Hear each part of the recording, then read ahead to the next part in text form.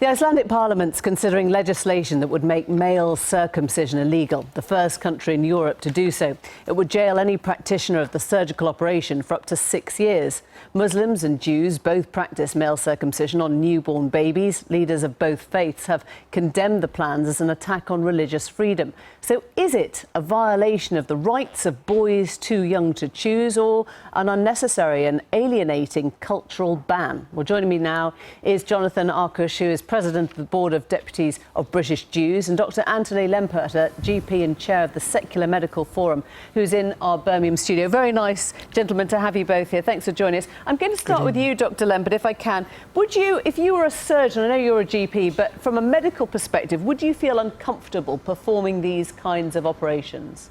Well, certainly every operation that any doctor or surgeon performs should have a valid medical reason. And in the absence of a medical reason, the person themselves should be in a position to give consent to that. And clearly children of a very young age are not yet mature enough to have the capacity to consent to this procedure. And every procedure has risks, but particularly a procedure on the most intimate part of a child's body should be something that the person themselves chooses for themselves. Let me just ask you, though, you were brought up in a Jewish home. You understand the cultural significance that this means to Jews and to Muslims? I do. I do understand the cultural significance, and I realise that many people actually haven't given it much thought, because I myself was one of them, even into adulthood. It wasn't something that you gave much thought. It was a minor snip that didn't cause much harm. The reality, of course, when you look at the evidence, is quite different. This is something that if you ask many intact men, would you like us to just snip off this little bit of your body? They say, for goodness sake, no. This is one of the most sensitive, important parts of my body. And really to assume that any child is going to belong to the religion of their parents, and even if they do choose that belief, that they're then going to want to have a branding procedure to be marked. OK, let me just it's extraordinary. Let me ask Jonathan Arkush. I wonder if you would accept that we don't think about that enough, that many people go ahead with that procedure because it's ritual, because it's cultural. They don't think. As a Jewish father myself, of a son, I absolutely thought about it, as did my wife. And we had no doubt whatsoever we wanted our son brought up in traditional Jewish religious values and complying with what we understand to be the divine commandment in the Torah. And if you hadn't gone ahead with it, how would you have felt, your wife have felt, or your son have felt? I would not have wanted my son to have grown up with other Jewish boys going into the changing room in the swimming pool and being different.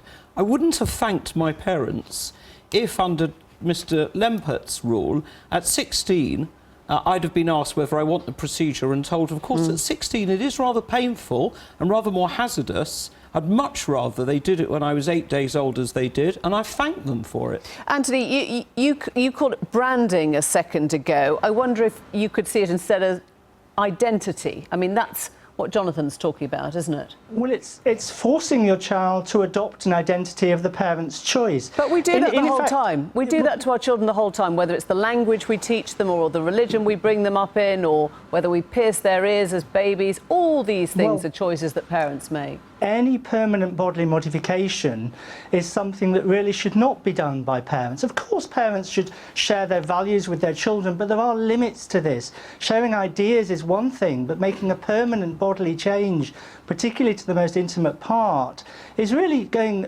way too far and breaks all the codes of child safeguarding that I'm involved in. Can I just say one other thing? Just let me bring Jonathan in for 1 second, because it is the irreversibility, isn't it, that makes this different to everything else, that a child has no chance and no choice. I don't know any Jewish boy who would ever want to reverse it. We are proud of the way we look. It is integral to our core values and our identity, and I am delighted that my parents enabled me to have a procedure to be part of that identity, and I wouldn't want to have to choose it as an adult. Let me just ask you then, if Iceland does go ahead and the Parliament bans it, how will you feel about that? The most amazing thing is that Iceland, as a liberal country, is doing something extremely illiberal. Just banning something because you don't approve of it. Why don't you ban smoking, which causes real harm, including to people who don't smoke? I wonder what message the Icelandic Parliament sends out by doing this, Anthony. I think it sends out a message of protecting religious freedom. True religious freedom means allowing people to choose for themselves. I think Mr. Arkush actually articulated it quite well when he said, I don't know any Jewish boy who, I can't remember his final sentence, who doesn't like it.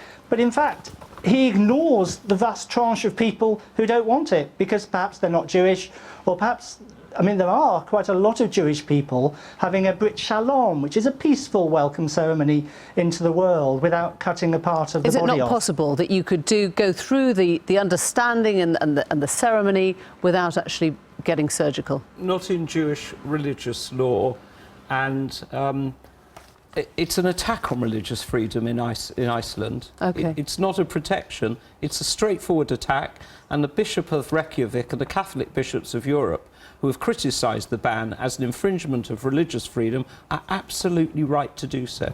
Gentlemen, thank you both very much indeed. Thank you for joining us this evening. Thank you.